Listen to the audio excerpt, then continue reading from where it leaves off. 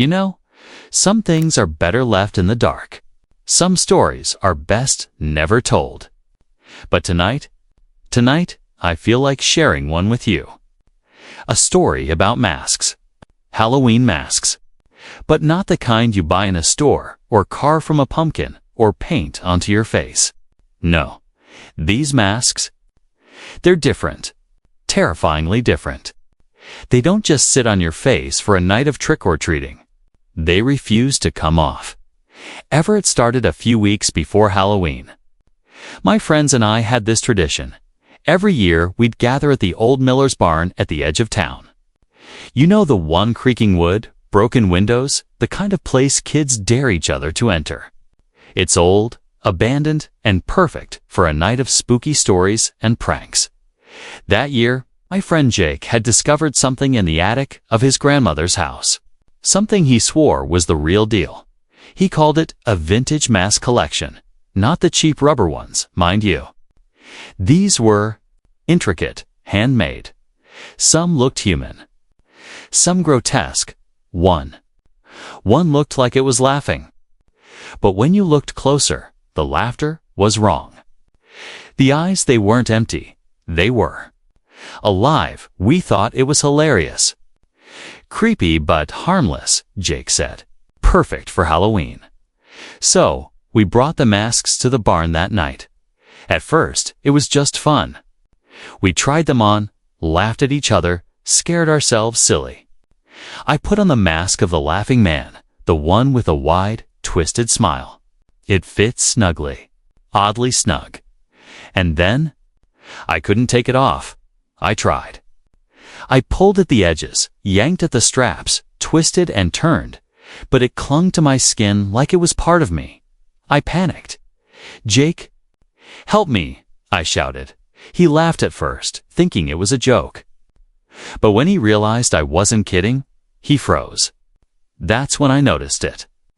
The eyes of the mask, my eyes reflected differently. My own eyes, trapped behind the painted smile, flickered. They weren't my eyes anymore.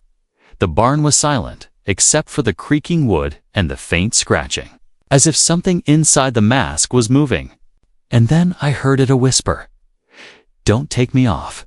I stumbled back, almost hitting the wall. My friends tried to pull the mask off too, but it wouldn't budge. That's when the panic really set in. I felt the mask moving, like it had a will of its own, tightening around my face, clinging, breathing, alive. By the time I managed to get out of the barn, my face, my real face, felt foreign. I didn't recognize it. And in the reflection of my car window, I saw that grin. That horrific grin painted wide across my cheeks. I knew, in that moment, that I was trapped. And that's when it got worse. Over the next few days, I tried everything. Soap, oil, scraping. Nothing worked. The mask had fused with my skin. Every touch sent shivers down my spine. It whispered to me at night, laughing, coaxing me. Sometimes it spoke in voices I knew. Friends, family. But twisted, mocking, then the nightmare started. I'd wake up to see the mask staring back at me in the mirror. And when I slept, I dreamt of masks everywhere, on strangers, on children, on people I loved. Watching, waiting. I wasn't the only one either. Jake, he had a mask too. And the others. By the end of the week, every single one of us had chosen a mask. And none of them would come off. Somewhere, someone, something was in those masks, and it wasn't human. Tonight, I still feel it, even as I speak to you. The mask isn't just on my face, it's in my mind. My thoughts, my memories, and it's hungry. So, if you ever see a mask alone in a shop, hidden in an attic, or in a dark barn, don't touch it. Don't try it on. And whatever you do, never think you can take it off. Because some masks, they choose you. And once they do, you're never free again. I know, because I am living proof. Asterisk, asterisk, it didn't take long for the first cracks to show. After that night in the barn, something shifted in all of us. At first, it was subtle. Jake stopped talking much. Sarashi always loved Halloween, suddenly wouldn't leave her room. And me? I couldn't stop feeling watched, not by people, not by cameras, but by the mask itself. It wasn't just sitting on my face anymore. It was inside me, whispering, nudging, making suggestions I couldn't ignore. And the more I listened, the more I wanted to listen. By the third day, the others were changing too. Sarah's masks, something that looked innocent at first, a delicate porcelain clown, started cracking.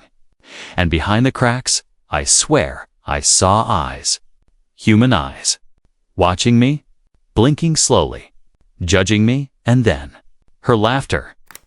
It started at night, soft, innocent, then louder, maniacal. I'd hear it when I was alone in my house or in the shower. I'd look at her through the window, and she'd be standing there, unmoving, staring, not human anymore. Jake, his mask was worse. A grotesque skull, teeth sharpened unnaturally. He stopped sleeping. He stopped eating. All he did was wander the streets at night, mask glued to his face, mumbling things I couldn't understand.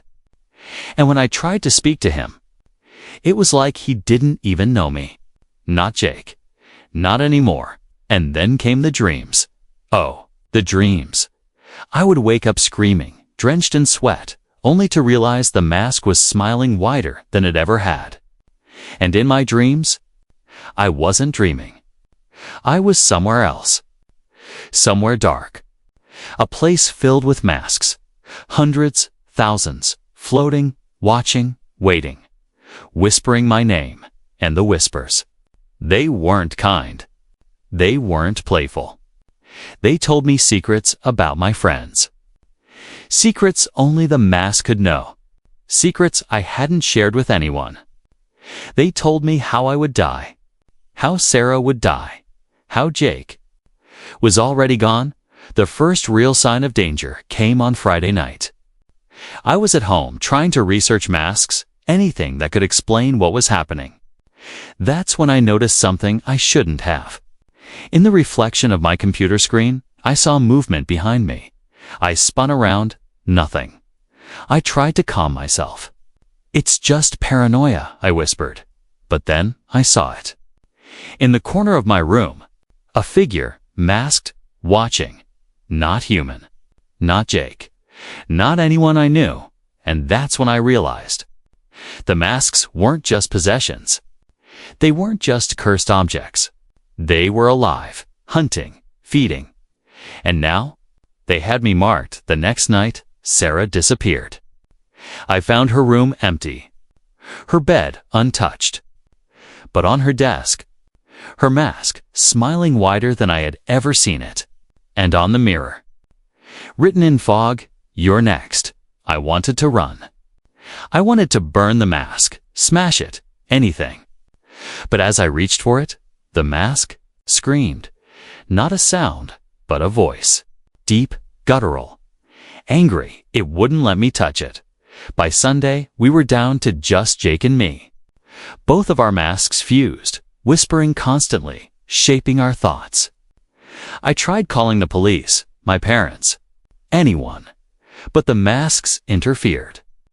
Phones wouldn't work. Roads twisted. The world outside the barn or our home seemed different, darker, full of things I couldn't name. Things that watched from shadows. And that's when I understood. The masks didn't just stay on the face. They made a world of their own. A world where only masks existed. And we were already trapped in it. By Monday, Jake was gone completely. Just vanished. The only trace. The skull mask, lying on the sidewalk, smiling, as if it had eaten him. I was alone, but I wasn't safe, because I could feel them now. Every mask in existence, waiting, watching, whispering. And the worst part? I didn't want them to leave. I didn't want the mask off. And that's when the true horror began. The masks don't just take your face. They take yourself. And when they do, you don't just lose who you are. You lose who you were. And the whispers. They grow louder every night. Asterisk, asterisk, I thought I knew horror. I thought I understood fear. But nothing could have prepared me for what I discovered next. After Jake disappeared, I was completely alone.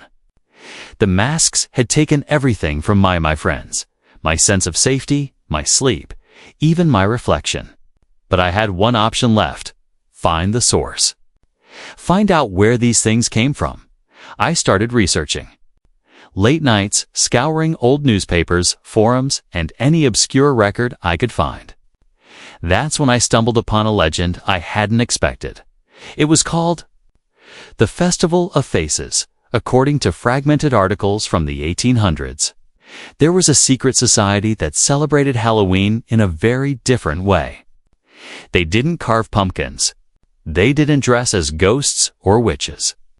No, they made masks, handmade, intricate, alive. Each mask was said to contain a fragment of a soul. A fragment stolen from someone alive or recently deceased. The mask would bond to whoever wore it.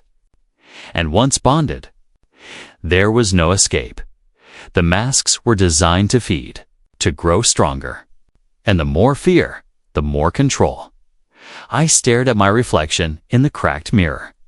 My mask wasn't just a piece of rubber. It was alive. And it was feeding. I knew then that finding the mask's origin was the only way to stop them. And according to the fragments I found, the masks all came from one place, an abandoned workshop on the outskirts of town. The place had been sealed for decades, but old maps and local folklore led me there. I hesitated at the threshold of the workshop. Rusted gates, broken windows, thick fog rolling across the ground. I felt it immediately, the pull. The masks, thousands of them, whispering, calling my name. I could feel them pressing against my mind, testing me, daring me to enter. But I had no choice. Inside, the workshop was worse than I could imagine. Tables stacked with masks, smiling, laughing, crying. Some twisted into grotesque forms, some disturbingly lifelike. And then I saw it. The mask maker, or rather, the remains of one. A skeleton sitting at a workbench, tools scattered, masks in progress. A journal lay open. I couldn't read it entirely, was written in some strange code, but the sketches were clear. Faces twisted in terror, stitched into masks with wires and resin. And annotations: feed the fear, bind the soul, never release. Suddenly, a whisper, low, beneath the floorboards. You're late. I spun around. A mask floated toward me, not attached to anyone. Just hovering, moving of its own accord. Eyes glowing. Wide grin. My heart pounded. I realized. This wasn't just history. This was alive. And it was angry. Then the whispers came, louder than ever. I could hear Jake, Sarah. My own voice, twisted, calling me. Join us, wear it forever. And that's when the first attack happened. A mask shot from a shelf, fast as lightning. I ducked, but it latched onto my arm. Flesh and mask merged for a moment, pain, searing, electric. And then it was gone. But the whisper remained. Closer, angrier. I had a choice. Run or confront it. I did the only thing I could think of. I grabbed a mask from the table, a blank, unfinished one, and smashed it against the wall. The sound was deafening. And for a moment, silence. Then, the shadows moved. Every mask in the room turned toward me, eyes glowing, grinning. Whispering, I understood then the masks weren't just objects. They were soldiers, minions, and now I was a general on their battlefield. By the time I escaped the workshop, night had fallen. Fog covered the streets, and everywhere I looked, masks. In windows, on street corners, in alleys. Watching, waiting. My mask tightened on my face. The whispers followed me home. Louder now, insistent, tempting, and in the reflection of the cracked mirror. I saw not me but hundreds of masks merging, smiling, reaching. That's when I realized I wasn't alone anymore. The masks were here, and they wanted me to lead them. I don't know how much longer I can resist. And the worst part, I'm beginning to. Want it asterisk by now? I knew something no one should ever know. The masks weren't just objects. They weren't cursed items you could throw in a fire or bury in the backyard. No, they were alive. They could think, plan, and manipulate. And the worst part? They were patient. I tried to isolate myself. My house, once a sanctuary, became a prison. Every room felt wrong. Shadows shifted when I wasn't looking.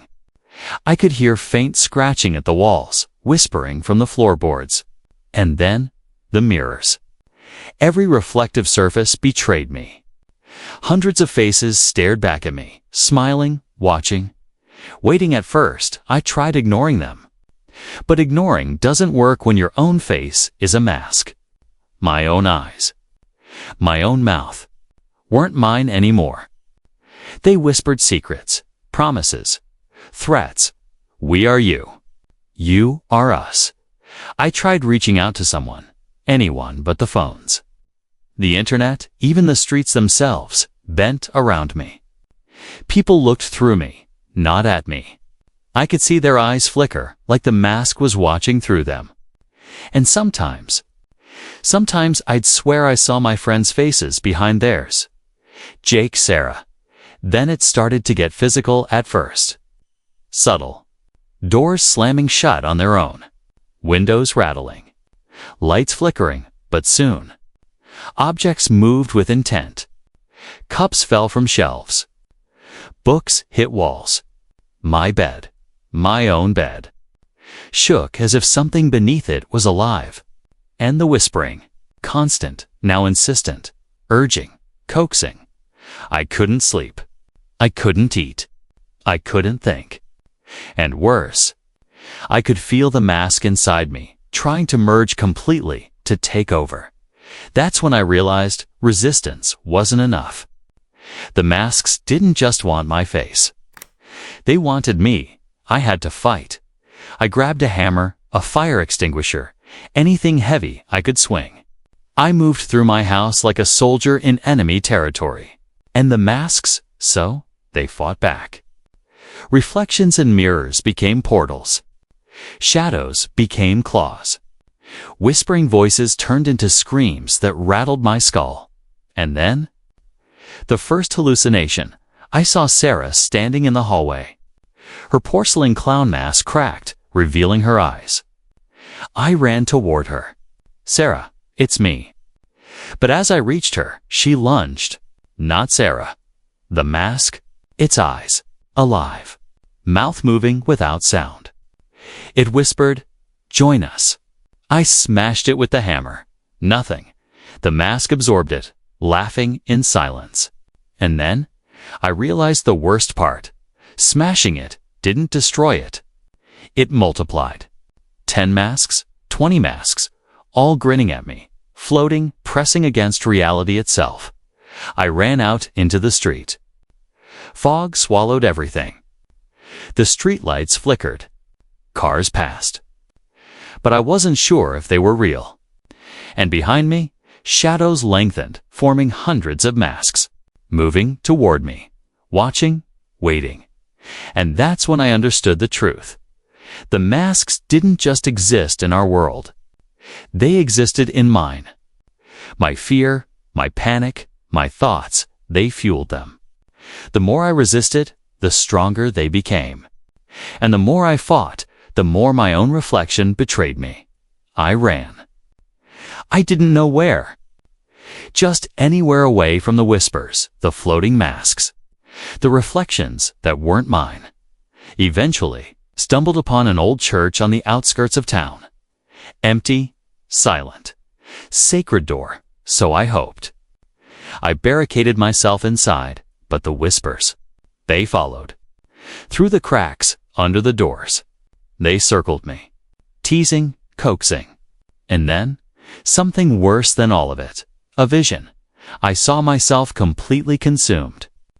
A mass of masks fused with flesh, laughing silently, grinning wider than any human mouth could. Behind me, Jake. Behind me, Sarah and countless others, all wearing masks, all consumed. And then I realized the masks don't just trap you. They remake you. They erase who you were. And I was running out of time. The fire in me the will to resist, spading. And every night, every second, they grow stronger. I can feel them stretching into the world. Reaching through mirrors, reflections, shadows. And I'm running out of options.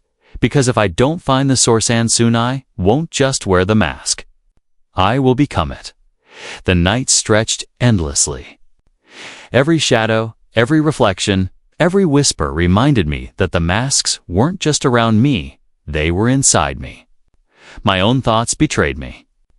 Even now, as I speak to you, I feel their presence, whispering, nudging, laughing just behind my eyelids. In the church, I tried to make sense of everything. The journal I had found in the workshop kept replaying in my mind. Sketches of masks, notes about feeding fear, binding souls. And one passage stood at a potential clue, barely legible, to sever the bond.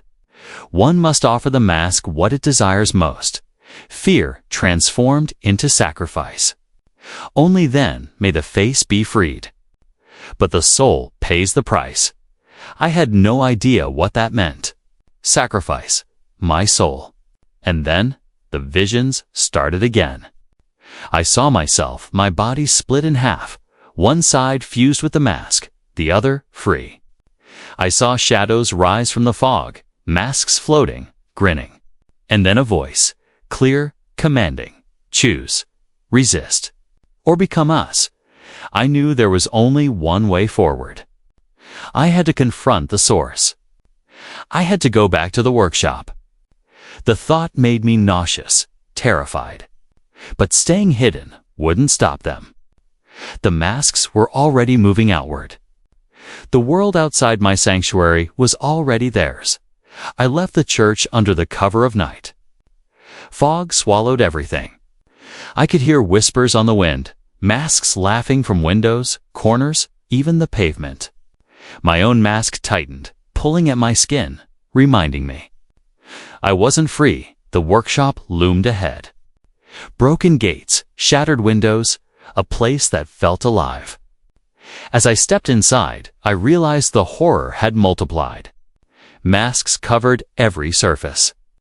Some hung from the ceiling, some stacked like towers, some floated in midair. And the whispers. Louder, closer, insistent. I focused on the workbench, the skeletal remains of the mask maker. I grabbed a hammer and a tattered mask from the pile. My hands shook as I read the journal again. The notes suggested creating a vessel, a single mask infused with concentrated fear. One that could contain or absorb the others. One that could fight back. It was insane. Impossible. But it was the only hope. I began. Using old tools, I carved, stitched, and poured my fear into the blank mask. Every memory, every terror, every whisper from the other mask ski channeled it. It felt alive, reacting, twisting, almost resisting. But I forced it, pushed it. Then, they attacked. The hundreds of masks in the workshop surged, flying at me, shrieking in unison. The air shimmered with energy, shadows twisting, merging with my vision. And I realized the masks could sense my intentions. They hated it. They wanted to stop me. I held the new mask, the vessel, above my head. It pulsed, almost breathing, as if alive. And then I placed it on my face. The pain was instantaneous, searing, electric, like thousands of knives pressing against my skin. But I endured. I focused. Fear into fear. Power into power, the masks screamed. Not voices, but soundless, soul-rending screams that tore at the air. They lunged, crashed, collided, but the vessel absorbed them. One by one, the masks were pulled into the new mask, screaming silently, their essence trapped. But it wasn't over. I felt something deeper, darker, something inside me resisting. The mask wanted more. My soul, my mind, my identity. The whispers in my head shouted, "You are ours. We are you. Join us." I almost gave in. Almost let the mask consume me. And then, a final thought, my one anchor to reality. Remember who you are, not them. Not the masks. I forced it. I focused all my fear, all my willpower, all my identity into the mask. It pulsed, glowing, shaking. And then? Silence. The masks were gone. All of them. Pulled into the vessel. The workshop was empty, quiet. For the first time in weeks, I could breathe. But as I lifted the mask to examine it, horror struck.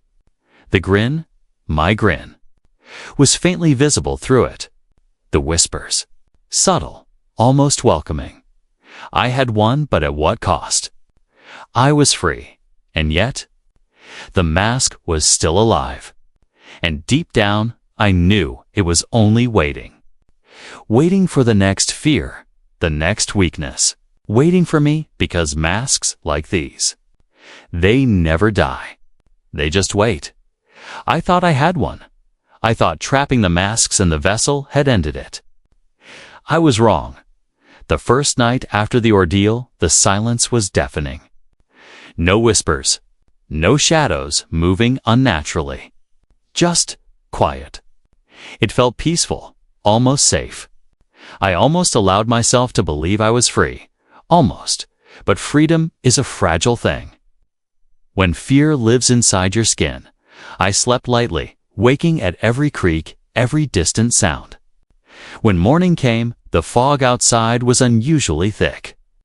And that's when I noticed it, my reflection. Not my reflection. The grin was still there. Faint, but unmistakable. My lips, not mine. My eyes, slightly wrong. Watching me, and the whispers. Soft, almost seductive. I tried to tell myself it was my imagination. That I was traumatized.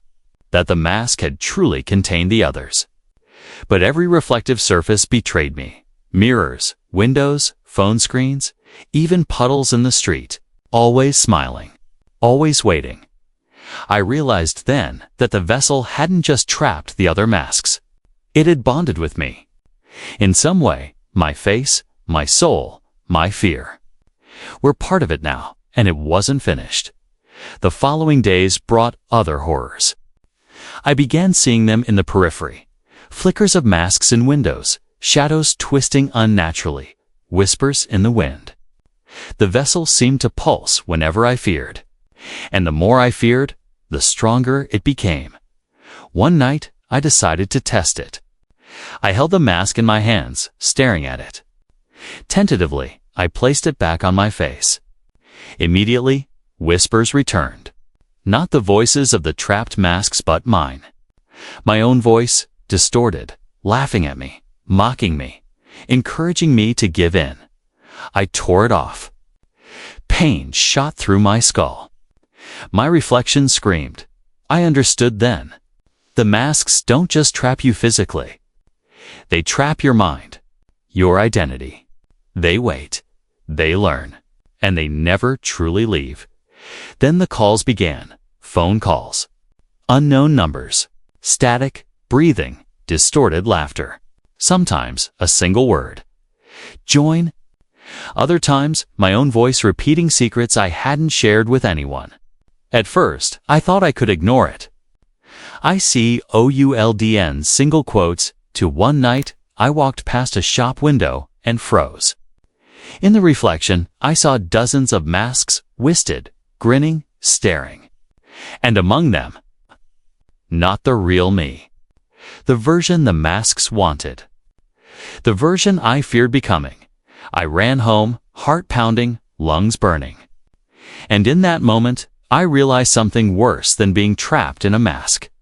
The masks could follow you anywhere. There is no safe place. No reflection, no mirror, no street, no room. Once the fear is seated, it grows, and the masks feed on it. I tried to destroy the vessel. I smashed it, hammered it, burned it. Nothing worked. It's indestructible, alive, and now, connected to me and the whispers. Constant, persistent. Sometimes teasing, sometimes commanding. And every time I think I'm safe, I see it in my peripheral vision. A flicker, a smile. A mask waiting for me to lower my guard. I've realized the truth. I'm never free. The masks will always be there, lurking, waiting, whispering. And the vessel ensures they never leave entirely. I survive by ignoring them, pretending they aren't there. But deep down, I know the truth. I can never remove the mask. I can never escape what I've become. Because once the masks choose you, you don't just wear them. They wear you, and that is the real horror. Asterisk, asterisk. I had thought the worst was behind me. That after creating the vessel, after trapping the masks, I could finally breathe. But I was wrong. The masks don't just trap you, they reach. And they reach through you. It started subtly. My neighbors, people I had known all my life, began acting strangely. Smiles too wide, eyes too dark. Movements, jerky. And then the whispers. I'd hear them through walls, through floors, through my own thoughts. Join us. One evening, I noticed something chilling. A child in the street wearing a Halloween mask I didn't recognize. Its grin, familiar. My stomach dropped. I realized this mask was alive. And it wasn't just me who was at risk anymore. Panic set in. If the masks could reach through me, could they reach through anyone I knew? Anyone I loved? I tried to warn people, tried to destroy masks. But every action seemed to strengthen them. Every fear fed them. Every glance at a reflection allowed them to grow. And that's when the twist came. I woke in the middle of the night to find the vessel missing. Not stolen, gone. And in its place, dozens of masks. All staring at me, grinning, waiting. And then, one by one, they began moving, not toward me, but out into the world. The masks were spreading. They weren't content with one city, one neighborhood. They wanted everywhere. They wanted fear. They wanted control. I realized with horror that I had been part of it all along. By creating the vessel, I had amplified their power. I had given them a focal point. And now, they were free. I tried to flee, tried to escape to the countryside, to the woods, anywhere. But it was useless. Every reflection, every surface, every shadow. Masks, watching, following, whispering, tempting. And then the final, inescapable truth. I wasn't just a victim anymore. I was a host. The vessel had bonded to me permanently. Every mask it contained, every whisper, every fragment of fear, inside me. And the more I tried to fight, the stronger it became. I realized then that the masks could reproduce. That fear itself was the breeding ground. And the masks, infinite and patient, would always find a way to grow.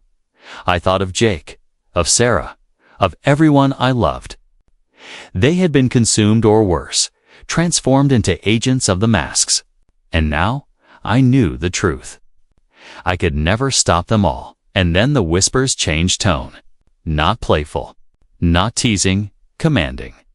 Lead us, guide us. Become one with us, I screamed. I ran.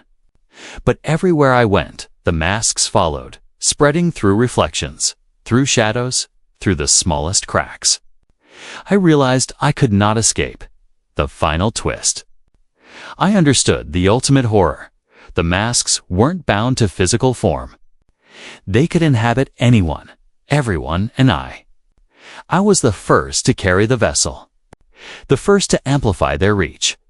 The world had changed, and the masks were patient. They would wait. They would watch. And someday, someone else would make the same mistake, and the cycle would begin again. I am still alive. But the masks are everywhere, and the whispers. They are constant. They are waiting for you. Asterisk, asterisk, I had been running for weeks, days, blurring into nights, reality twisting around me. Every reflection, every shadow, every surface betrayed me. Masks watched. Masks waited. And the whispers, constant, ever-present, patient, insidious. I knew the masks were growing stronger. Each fear, each tremor of panic fed them. And I realized the terrible truth. I couldn't hide anymore. They were coming for me. All of them. And this time, there would be no escape. I returned to the old workshop. The place where it began. It wasn't a safe haven, it was the heart of the nightmare. The vessel had pulled them all together, and now they were waiting. Hundreds of masks suspended in midair, glowing faintly, pulsating as if breathing. I stepped inside. The floorboards creaked under my feet. Every mask turned toward me. Grins widening, eyes glowing, whispering in unison. Join us. Become one. I tried to resist. I raised the vessel, hoping to absorb them all again. But something had changed. The vessel pulsed wildly stronger, hungrier, uncontrollable. The masks screamed silently, launching at me, colliding, merging. The energy was overwhelming. I could feel it pulling at my mind, trying to fuse with me completely. And then I saw my reflection in a cracked window. Not me. Not entirely. Something else. Hundreds of faint masks fused with my face. Laughing, whispering, waiting. I realized the horrifying truth. The vessel could contain them, but it required a permanent bond. One that couldn't be undone. One that would cost me everything. I had a choice.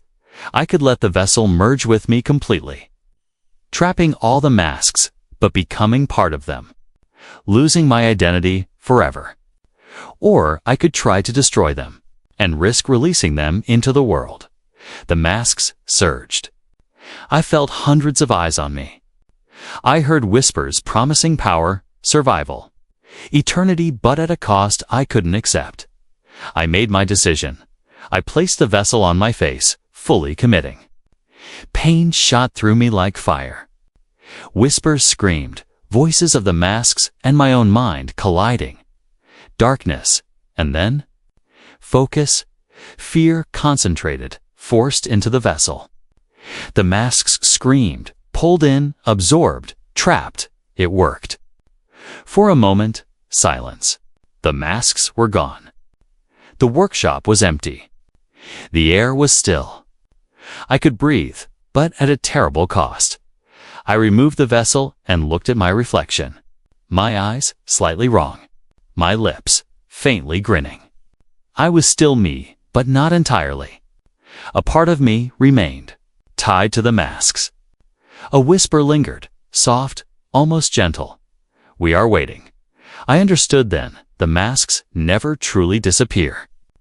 They lie dormant, patient, biding their time, and I would always be connected to them. Always the world outside seemed normal.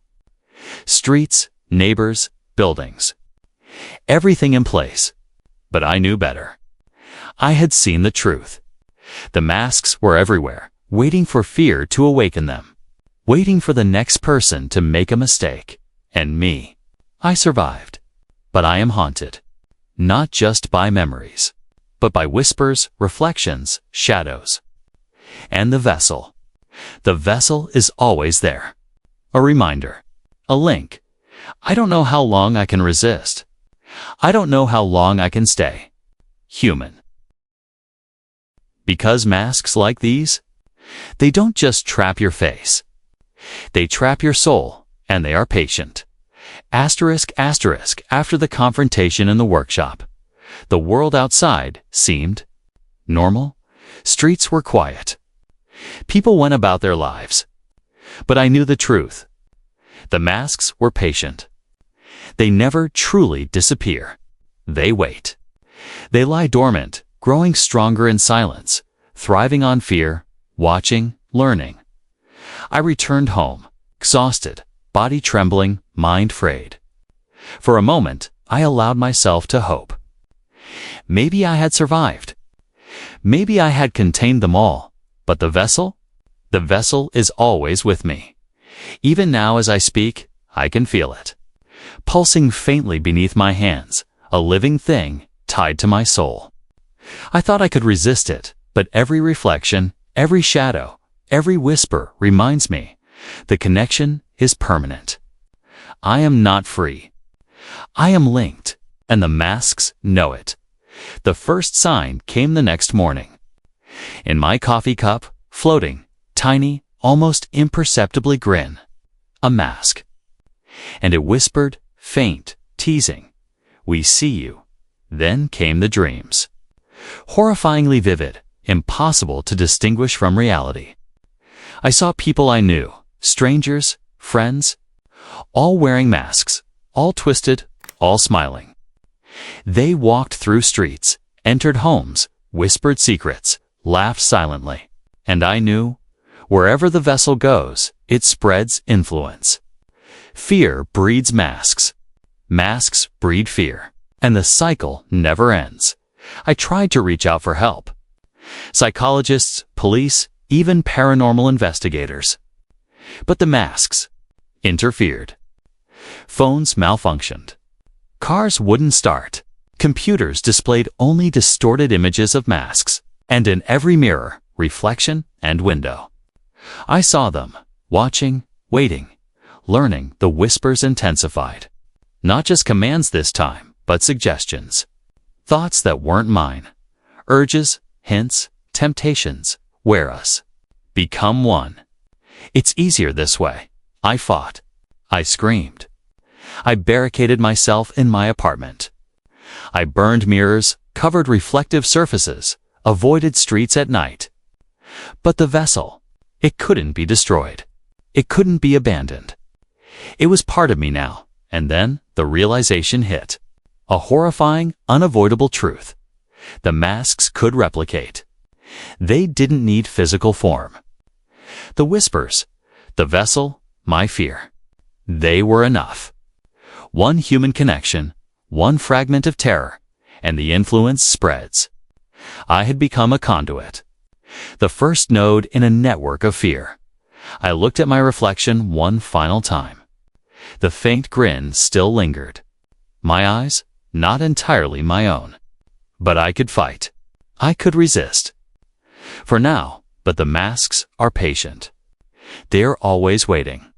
And eventually, the world will be filled with them. I understood, in the deepest part of my mind, that the vessel was not just a tool to contain the masks. It was a promise. A tether. A link. A reminder. I am alive. But I am not safe. I am free. But I am not free. And the whispers. They are always there. We are waiting for you. The masks never leave. And the vessel ensures they never forget. Asterisk, asterisk, I've run out of time. Weeks, months, maybe years. Time no longer matters when fear is your constant companion. Every reflection, every shadow, every whisper reminds me. The masks are patient. They do not forgive.